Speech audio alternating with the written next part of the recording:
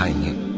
جو لوگ اللہ پر ایمان نہیں لاتے اور آخرت کا انکار کرتے ہیں، میں نے ان کا مذہب چھوڑ دیا ہے اور میں اپنے باپ دادا ابراہیم اور اسحاق اور یعقوب کے مذہب پر چلتا ہوں۔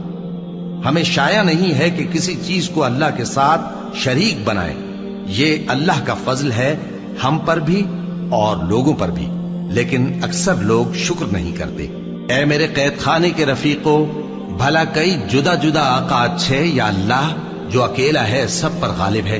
جن چیزوں کی تم اللہ کے سوا پرستش کرتے ہو وہ صرف نام ہی نام ہیں جو تم نے اور تمہارے باپ دادا نے رکھ لیے ہیں۔ اللہ نے ان کی کوئی سند نازل نہیں کی۔ سن رکھو کہ اللہ کے سوا کسی کی حکومت نہیں ہے۔ اس نے ارشاد فرمایا ہے کہ اس کے سوا کسی کی عبادت نہ کرو، یہی سیدھا دین ہے، لیکن اکثر لوگ نہیں جانتے۔ اے میرے قید خانے کے رفیقو، تم میں سے ایک جو پہلا خواب بیان کرنے